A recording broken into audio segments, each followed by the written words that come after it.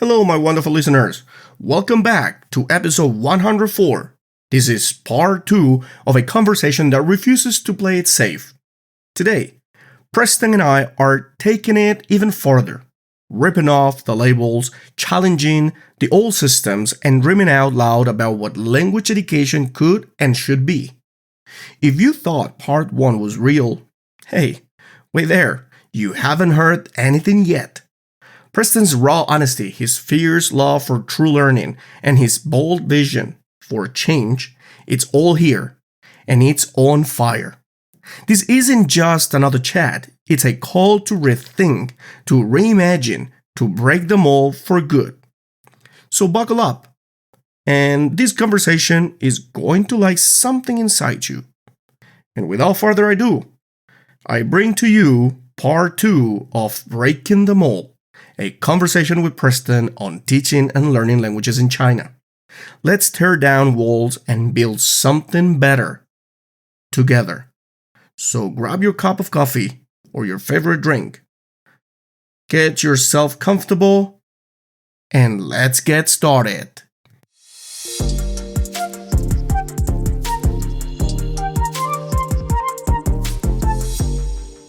At college, everyone's in front of you. Yeah. And there's more. I have some classes, there's 80 students. 80 students? Yeah, and so you're not really able to develop a worthwhile connection with a lot of these classes. Not only connection, but what about the objective of the class? Yeah. Can you actually get to the objective? Yeah. 80 students? Yeah. Can you? Are they learning? Oh, yes. Do you know if they're even learning? Exactly. And then you have students coming in, some are on their phones, some are on their laptops doing God knows what. They're probably playing video games. And it could be infuriating because they paid money to come to these classes. Why are they in my class and on their phone or on their computer? Like, they can go without their phone for an hour and a half. Exactly. So can they? No, apparently they can't. It comes down to addiction, and that's just another challenge that you have to deal with. Yeah. So when it comes to kindergarten, when it comes to college, this is where you kind of get this yin-yang, where it's just, wow, man, how am I going to face these obstacles and what am I going to do? And even everything that I do, Mike, maybe I make it seem like, I have everybody's attention. No. Yeah. As a teacher, in front of 60 to 80 students, No. I never have everyone's attention. Exactly. But the point is to try to get as many as you can and to try to provide checks for the students to make sure that they are learning. How do I do that? I ask yes or no questions throughout the lesson. Well, 60, 80 students, I mean, you got to start actively assessing the students and checking if they're actually listening to or not. You need a level interested or not. Exactly. You need a level of awareness as a teacher. Exactly. If you don't have the class, if they're just kind of deer in the headlights, giving you that look, then all right, guys, take a break. You have to respond. You have to react. You have to adapt, like I said. Yes. So ask yes or no questions. Do a checkup. Have a little activity in between. A lot of my PowerPoint presentation lessons, they'll have matching true or false, yes or no, simple activities just to see, are you paying attention? Are you taking notes? Do you remember what I just showed you? Do you remember what I told you? I'm not trying to embarrass students, but I am trying to encourage them to listen, show up to class. Well, now that you said you're not trying to embarrass students, but for sure that's what they believe. Yeah, in their mind. Yeah, but they are here to learn. This is class. Exactly. So they only embarrass themselves when they do that to themselves. Exactly. Not paying attention. University level, that's pretty sad actually. They're just with the phones all the time. It's a problem. I would like to see actually what happens right now back in the States, if the kids or the young adults are still like that as well, or they're the same maybe. Who knows? But that's why I think it just comes down to addiction. I have a rule with my wife when we watch a movie, whether it's an hour and a half or a 3-hour film. I want her to take her phone silent and I want it face down. Yeah. If she sees it light up and immediately, exactly. It's just, babe, we're together now. This is our time. Your phone can wait. I'm sure it's not an emergency. You have nothing to worry about. I'm super glad actually you brought that up as well because I exactly do the same thing here. Every time actually before going to bed or when I'm actually trying to read a book, the phone is an active distractor. I cannot actually look away because it's there. So I gotta just mute the phone and then I just put it away so I can start reading. So then I want to actually be thinking about the phone. Oh, who's messaging me? Who's doing this? It's a trigger of sorts. It is. It's either you hear a notification or you hear or whatever. Your brain there's like a dopamine. That's the dopamine. Yeah, exactly. You're waiting, but you want to see the outcome of that. Your dopamine receptors are alive, but they want to see, what was that? And then you check and, it's just spam. But see, you just wasted time looking at your phone for spam and all over dopamine, all because of something that was trained. Yeah. Kind of programmed your brain that. And that's what you're actually fixing in the classroom. I'm fighting it constantly. Yeah. I just think it's a problem. I think it's a joke, actually. Why are they allowed to have phones? There should be like rules and regulations, but there isn't. There's no rules and regulations for any of this. There's no rules and regulations for internet use. Everyone's addicted to internet, sugar, sex. Those are the big three. True. Yeah. Well, true. Can you think of any others? Yeah, might be some others. Even if you're addicted to porn, that still falls under those three. That's internet and sex. So, exactly. Yeah. And sugar. I mean, look at me right now. Yeah, sugar. Yeah, exactly. You want coffee? Mm-hmm. Yeah, put some sugar. I don't have sugar. I need that kick, I know the coffee is the kick. I just want that sugar, just extra kick. Just like a milk tea. Just if you get it the normal way around here, the traditional way, it's salty. But I like the cold with ice and sugar. Yeah. Just like in the States. In the South, what do we drink? Sweet tea. We don't drink red tea, yellow tea. I mean, we do, but it's cold and with lemon and it's sweet. It has sugar in it. Yeah, that's true. That's what I tell the Chinese around here. Anyway. We do have tea, but we serve it differently. Yeah, it's true. Well, it's pretty good actually to have this conversation about this. And now that we're talking about how you've been actually put your creativity in the classroom, in kindergarten, how you do it with the college students. Yeah. Now, let's just focus in one skill. Yeah. What about speaking skill? Yeah. So speaking, how do you do it? Oh. Do you work with them fluency? Mm-hmm. In both scenarios here. Mm-hmm. Students actually learn fluency in the same way. Mm-hmm. How do you see it? So, speaking fluency. As you know, there are different types of learners. You have kinesthetic learners, you have auditory learners, you have visual learners. So how am I going to reach out to everyone? I try to stick to what generally works. Yeah. And I know it's not 100% foolproof. I know some will learn and maybe others won't. But I try to follow what I've learned and what's worked, and that's music. When it comes to kindergarten, I love using music. I love singing songs because you can learn English through that, and that helps the auditory learners. Yes. Okay, but what about the visual learners, Preston?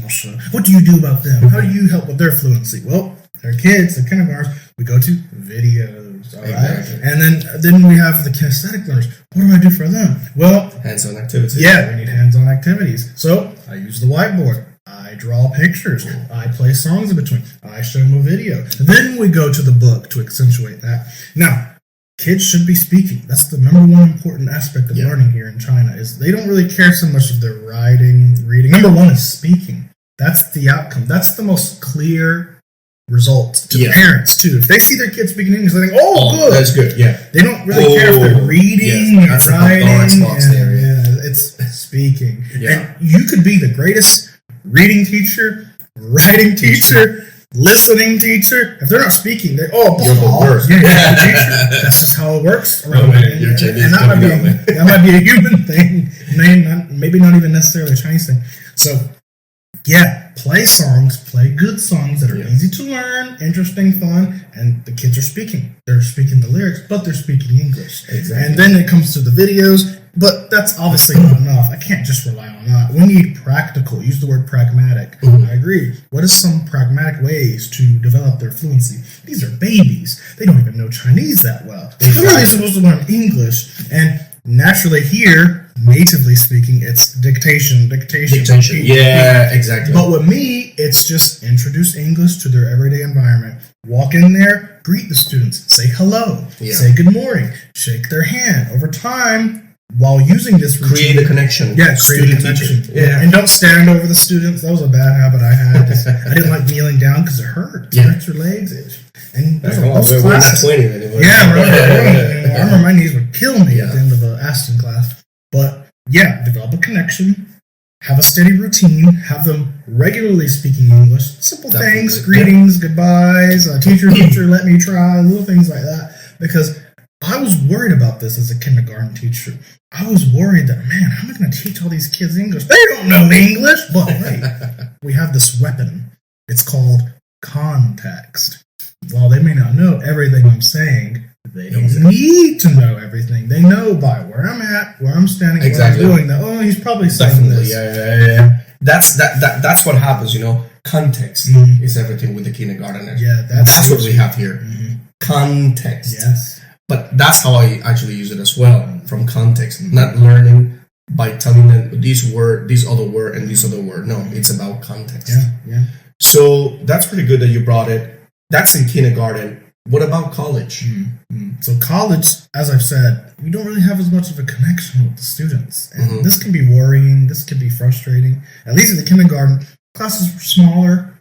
You were able to have a closer connection with the students. There were students around you. The classrooms themselves were smaller. And here's another thing that the kindergarten had. I saw the students every day of the week.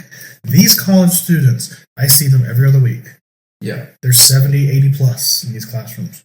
It's hard to develop a connection to help make sure that they're learning English, speaking English, and using it fluency. There are students in the college classroom, I never speak to them. I don't even remember their name, and that's just how it is. When you have 9+ classes, each with 60 or more students, that's just going to tend to happen. The best I can do is do checks. The best I can do is see how they do on their final oral exams. The best I can do is just try to get them involved, try to create lessons that encourage speaking, figure out who are the vocal members of the class, and then everyone else is just going to be quiet and sit in the back for the whole term. The only time I'm ever going to hear them speak is during the final exams, and that's just kind of how it is. That's the culture at the college. Because you have to remember, look at the numbers I'm dealing with, Mike. That many students, I'm not going to be able to talk to all of them. In fact, let me give you, it is impossible. And let me tell you how exhausting it is if you try. I remember my first week at this college, I had a warm-up activity. I had an icebreaker. I never did it again. By the way, after that term, like this beginning of this term, I didn't do it. And it was, everybody introduce yourselves. Big mistake, okay? Normally this would work with a smaller college class. But when there's 60, 70, 80 students, you're having each one stand up, introduce themselves. Hey, what's your English name? Where are you from? What do you like to do? Oh, what's your English name? And every class is 1 hour and 50 minutes. You would think, oh, that's a long time. We have plenty of time. No, we ran out of time because there's just so many students, and I was so exhausted by walking around the class, asking everybody to By the end, I was so tired, and I just remember thinking, I'm never doing this again. Just imagine 80 students for 1 hour and 50 minutes. That means that whenever you actually start the class, you know, the time is ticking from the moment you enter the classroom. So you just go there, and one by one, and let's keep in mind that you gotta give a little bit of feedback, maybe correct something there, and then the next one, you know. No, it's impossible. And then the laundry list of issues with this activity too is when you do activities like this, actually what ends up happening is the back side of the class, they know, oh, he's going to get to me maybe in an hour. So they don't do it. They retreat mentally to their own thing, and they're not focused. To their phone. To their phone. Scroll. Let's be honest, it's probably their phone. So that it opens up just a bunch of problems. You don't want that in your class. You talk about speaking and introducing learning language and fluency when you're in a college environment. It's different from the kindergarten in so many ways, as I mentioned. But another one is just the amount of students you're trying to connect with, and also the class. The kindergarten is just English class. But with the college, it's you have postgraduate students, you have reading and research classes, you have English major classes. You have all these levels. So some focus more on speaking English than others, and so you kind of have to swerve, and so. Well, that's pretty much of a roller coaster there. Oh, absolutely. Roller coaster of emotions there. But now that you said this, and coming back to the speaking and the fluency part, you said that you were using songs with kids. Yes. Do you use songs with college students as well? Never.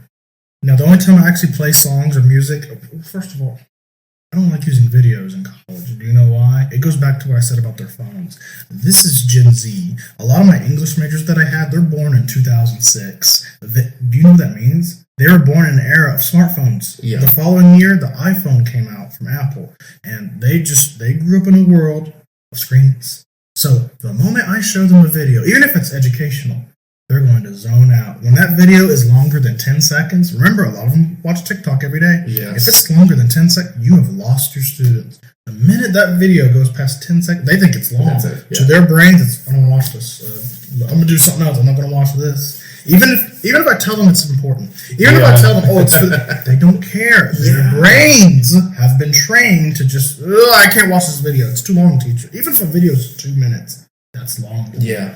So I walk down the hallway and I see these Chinese teachers, maybe some foreigners, they're showing videos. These videos are 10 minutes. I'm like, that is a waste of time. They are not going to learn. It's just, what is that, a respite? Well, I'm actually glad that you brought this up because it's true. I think I remember talking about this thing with you some time ago. Yes, people, they're just like in this effect, in their brain.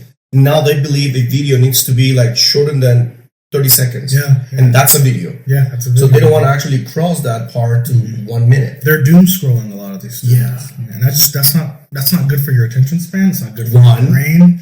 2. Yeah. And that actually doesn't give you anything. What does it give you? What's the final point of actually watching in 30 seconds? That's my problem with shorts and TikTok videos. It's, what can you achieve? I don't have what can you achieve? I don't have video. What can you achieve in 10 seconds? And then it hurts everyone. You know what it is? It's this new term I hear, and I think everyone, our viewers, our listeners, they know this term. It's called brain rot. That's what it is. It's brain rot. It's just quick, mundane, frivolous entertainment. Just dopamine hit. Okay, next one. Dopamine hit. Yeah. But what you do is. And this episode is sponsored by Broke Club Languages at MikeEnglishOnline.com, where learning has no limits. Are you ready to take your language skills, teaching career, or professional growth to the next level? Whether you're looking to master a new language, prepare for international exams, or enhance your teaching expertise, Broke Club Languages is here to help. At MikeEnglishOnline.com, we offer language learning for all levels and ages: English, Spanish, Portuguese, Russian, and more. English for specific purposes: business, academic, travel, and professional communication. International exams preparation: IELTS, TOEFL, CEFR, and beyond. But that's not all. If you're an educator, trainer, or aspiring teacher, we also provide workshops and seminars on pedagogy, educational psychology, motivation, classroom strategies, and innovative teaching techniques. Teacher training programs to help you stay ahead in the ever-evolving world of education. Expert insights on language acquisition, student engagement, and modern teaching methodologies. At Broad Club Languages, we don't just teach, we empower, inspire, and transform. Whether you're a student, a teacher, or a professional, we help you unlock opportunities, confidence, and success. Visit MikeEnglishOnline.com today and start your journey toward mastery, because learning is a lifelong adventure, and we're here to guide you every step of the way. Ready to level up? Click the link in the description and join Broad Club Languages today. Creating zombies. You destroy your brain. Yeah, you become a phone zombie. Basically. You become a dopamine zombie. Yeah. There was a time where, really not that long ago, maybe as far back as maybe 20 years ago, no longer than that, even in the 90s or 2000s, where entertainment was something to look forward to. You had to work to get that entertainment. To get that, yes. As simple as going to a Blockbuster to rent a video. Today, we have fingertips. Entertainment right there. And I'm just wondering, how is this going to affect the student body? How is this going to affect humans for the future? What can you achieve if you have such a short attention span that you can't pay attention to something for more than a few minutes? How are you going to learn anything worthwhile? Yes. Of value, of merit? Yeah. That's going to be a challenge. And that's the problem. Yeah, now I understand why you don't actually use the songs or videos here. Yeah. It would be a total waste of time, definitely. Yeah. At least with the kindergartners, they do have short attention spans, but not in the same way as these college students do. So at least with the kindergartners, you might be able to hold their attention actually surprisingly longer than college students. Yeah. Didn't it used to be the opposite problem? I find that very ironic. Yeah, that's true. And with kindergarten as well, I hope actually kindergartners don't stick to that culture, Hopefully they can actually just stick with the phone every day as well. Because right now they're actually evolving They're actually trying to be creative. They're trying to discover the world. They're explorers. So if they don't do that, and they just stick to the phone, just like the young adults, teenagers, that's it. I just also Goodbye feel like creativity. Yeah, they don't have a reason to. Yeah. And that's the problem with AI. I think a lot of these things are great. They are useful. They are convenient. But when does convenience become too convenient and it becomes detrimental? And China is just, at least for Wuhan and other areas that I've been, very phone-dependent country because they use phones for everything. They use them for transactions, they use them to buy stuff, everything. GPS, just everywhere I go, people are on boss, whatever. More so than the States. People are on their phones in the States too, but I think it's a little bit more often here in China, just because of how utilitarian a phone is, just how necessary it is. Yeah, everything's there. I don't even have a wallet. I haven't had a wallet in China since 2018. Since I actually got here, I don't have a wallet anymore. Yeah, this device, everybody, it's your flashlight. It's your GPS. It's what you use to order food. Everything. It's what you use to get transportation. It's everything. Calculator. You name it. And I have a problem when one device does everything, because what happens is you never. What's that word?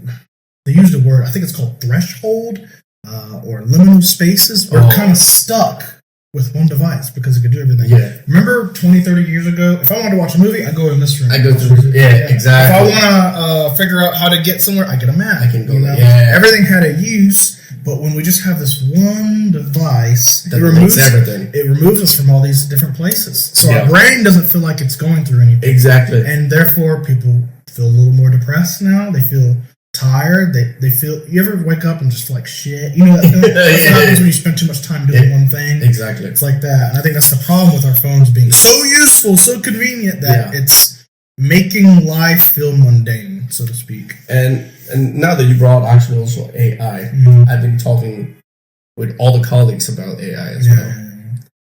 I remember I just told one of these, another teacher, US teacher as well, from Texas. Yeah, Texas. From Texas. He's actually living in Japan. He has his life over there, 20 years living in Japan already. All right. And we were talking about AI is the new teacher. Yeah. So what happens now is that society says, okay, should we pay a teacher? No, it's too expensive. No, let's just get an AI. And then just learn with the AI. What are your thoughts about it? Well, that's going to probably introduce new problems. It's the same with the low birth rate crisis. Yes, people aren't having that's kids, another one. And that might introduce new jobs where children are going to be born on farms just for procreation, but they're not going to grow up with moms and dads. Yeah. Everyone's just going to be an egg and sperm donor. I can see that happening. So with AI, artificial intelligence, replacing jobs like teaching, we're kind of overlooking the importance of the human aspect. Yeah. Because teachers, as I said in my introduction, they are life coaches. They are mentors of sorts. Same like mom and dad. Yeah. By removing the human element, you kind of take out the most enriching part of learning, because teachers are there to teach us math, English, history, but they're also there to be an example for us. And so when you have robots, programs teaching people this, it's not going to have the same effect. And I hazard to assume if we use AI, would it make teaching less compelling for people knowing that a robot is teaching you? I just feel it's going to introduce new challenges, and if we're going to introduce it, which it's inevitable, I just hope they're very careful with how they do it. Yeah, well, everything needs to be cautious, try to see yourself, be a little bit more, I don't know, let's say smart. Yeah, but be smart. Don't let the phone or the AI be smarter than you. Now, AI, here's the scary thing about AI. AI is going to be human-like, actually. Yeah. It's going to be so human-like, you won't know it's an AI. I don't know if you actually watched this podcast episode, Joe Rogan. They were talking about the AI. And the AI actually was answering all these questions just like a normal human being. Yeah, they were saying, and they were telling jokes and laughing. Yeah. It's amazing. And it's only going to get better. You can actually just tell the AI, hey, you're going to call me this way. I'm your, your son, or I'm your husband, I'm your whatever. And then the AI will take it. We'll take that place, the script, and you ask question and the AI will answer to you like that. Like, oh yeah, you're my husband, so I'm gonna talk to you in this way. Yeah. Oh, you're gonna talk to you like this way. Lifelike, realistic. It captures all the minute details of what makes a person human, and they've been able to make AI do that. But AI is not a new topic. No. AI has existed before me and you were even alive. We can go back as far as the 60s. There's a movie that came out called 2001: A Space Odyssey. You ever heard of that movie? Yes. The antagonist in that movie is an AI, and it learned to read people's lips. It didn't have to hear you. It could just read your lips and know what you're talking about. It's a little bit of a horror, but not really. It's a very existential movie, but I suggest you check that out because I think they kind of planted the seeds for how the world would one day view AI. I'm talking about the 60s. Exactly. The 1960s, they were seeing this. They were already talking about it. Yeah. But it was, but that's what it was. It was a movie. It was just part of the imagination. But now it's not. It's a reality, and it's becoming more of a reality. It's pretty scary. And now people are talking about it. Yeah, it's pretty scary, actually. And this is why it's scary for me. It's scary because look at all the things, look at all the advancements of technology we've received over the years. Smartphones, internet. Have they been regulated? No. You can buy however many smartphones you want. Has internet been regulated? No. You can go on whatever websites you want for however long you can, and therefore we have a bunch of addicts. And what's going to happen with AI when these new advancements come out? AI husbands and wives, AI girlfriends and boyfriends, AI that can make everything. You have everything there. It just has shown. Your phone, not long from now, you're going to be marrying your phone. Yeah, maybe. Your phone has everything. History has shown that just when these new advancements come out, we abuse them. And they become the new normal. And we abuse them so much, they're not special anymore, but we're still on them, looking for that next dopamine hit that we're never going to get. It's the same reason why people get addicted to drugs and anything else that helps increase the dopamine. What's going to be the next one? The pleasure-feeling receptors in your brain. And what do you have to do to get that next high? What else can you actually get now? You got everything, man. 30 seconds videos, next time it's 1 second video, and that's it. They were talking about choice paradox, how we have so many options now. Actually, you end up choosing fewer. When you have fewer options, it's, okay, I want this, because it's clear what I want. But when you have all these options, it's, I want to pick that, but I want... you end up picking nothing. So that's the problem with things like, as a video gamer, we have streaming services, like Game Pass. You have all these games you can play. Which one will you play? You just have to pay a 1 month subscription. Which one will you play? I want to play this. And then you play it for 5 minutes and think, let me play that other game I saw. That's a problem. See, when we were growing up in the 90s, how many games did you have? I had maybe 2 or 3. You had one? One. See? So then you played that game. Even if it wasn't even a good game, you played it. You learned to like it. And now maybe you think just to beat the game. Just to beat it. Just beating the game. So then you just learn to beat something. I mean, you just started, now you finish it. But now... just like what happened to me with the Wukong game. I just bought that game and I just started playing and I was like, nah. But why did you feel that way? Think deeply about that. You don't think I played games like Black Myth Wukong and thought, I don't want to play this. No, I have to play this game. I bought it. I paid money. I'm not going to waste money. I'm not going to. We're going to be jumping to a different topic here. Because, yes, definitely, I didn't play actually Wukong not because it was derivative. It's just the same as every other game. Just with different characters. That's it. Inserts. It's just a reskin of God of War or a reskin of. There's the dopamine. There was no dopamine when I was. You know why? Because you've played it already. Even though you're playing as the Monkey King. Oh, look at this R. Oh, it's Chinese, but I've played this already. You ever played Devil May Cry? Ever played God of War? Exactly. Ever played Ninja Gaiden? It's the same thing. The only difference is, he's using a stick instead of a sword. It is. I realized this in the late 2010s. I'm like, why aren't games so fun anymore? That's why. One word, desensitization. You've seen this before. You felt it. It may not seem like it when you buy the game. You think you're getting something new, and technically, you're getting a repackaging. Exactly. And that's what happened actually with English, with the style teaching and the new technologies coming here and all that. Now, I think we're just getting to the final part of this episode. It's been really cool actually to talk to you about all these things. And I would like to ask you a final question or final advice. What would you tell actually to all the learners, the audience who are trying to learn English? What's your advice? How do they start, how they should start. How you should start if you want to learn English, everybody? 2 things. And I hate being so narrow, but I think the more narrow, the more it's going to get to an audience. Curiosity and motivation. That's it. That's all I have to say. It's that simple. If you are very curious, if you have a strong curiosity, a fierce curiosity about things, and if you are motivated to learn it, nothing should be able to stop you. Exactly. People make excuses in the world all the time. I don't have time for this, or I'm unable to do that because of this. The truth, the reality of the matter is you make time for the things that you truly care about. All right. So if you care about learning English, if you care about learning Deutsch, Espanol, you name it, you will find a way to learn it. Nothing will stop you. You know, I hate to bring up video games because video games have an ugly stigma, but I'm a gamer. I've been a gamer for 30 years, and I'm an achievement hunter. Trophy. Yes. I've played some of the hardest games in the world. Okay, Japanese shooters. Some of the most difficult fighting game combos. I've done them all. I've completed them all. My gamer tag on Xbox has 100% completion for the last 10 years. How do I do that? Curiosity and motivation. Because I like the challenge. I'm interested in the challenge, and I'm motivated. No matter how hard the game is. You don't think I've played games that are hard and I want to give up? Absolutely. But I have motivation. I'm not going to let this be. You got a goal. You got the objective. A goal. Very goal-oriented.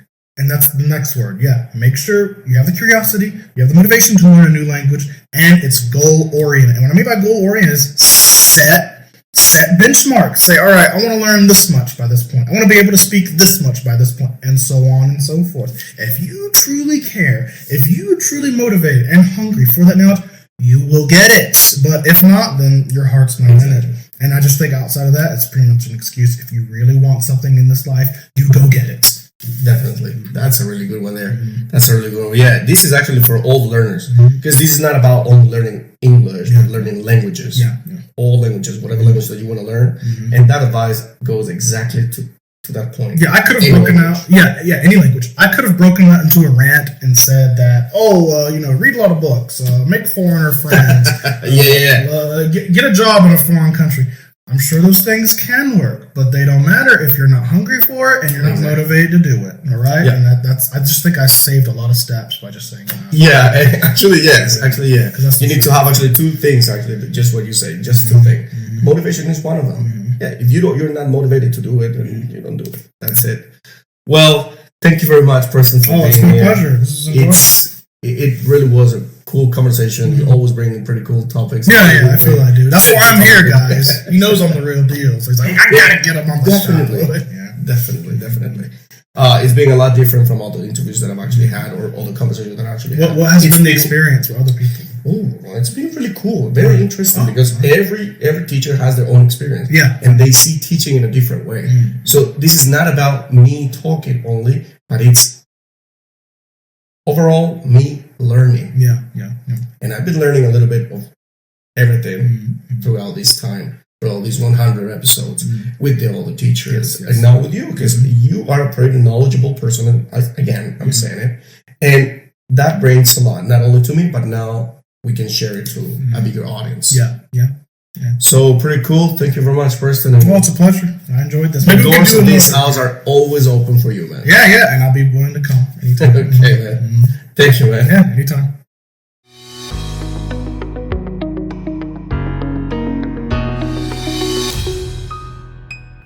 And just like that, we reached the end of this incredible 2-part journey with Preston Blake Caudle. I hope you felt it, the courage, the questions, and the fire to rethink what language learning could truly be. The classroom isn't just a place for memorizing, it's a space for opening minds, for sparking real connection, for planting the seeds of change. Conversations like this remind us that we don't have to settle for the way things have always been. We can challenge, we can reshape, we can build something far more meaningful. Thank you for being here, for staying curious, for thinking deeper. If today's episode lit a spark inside you, share it, talk about it, keep the momentum alive. Because the world is ready for new ideas, and it needs voices that aren't afraid to break the mold. Take this energy with you, and I'll be right there, waiting for you in the next episode. Stay bold, stay brave, and stay true. And don't forget to subscribe, rate, and follow us. Until next time, stay tuned with the Languages Pedagogy Podcast.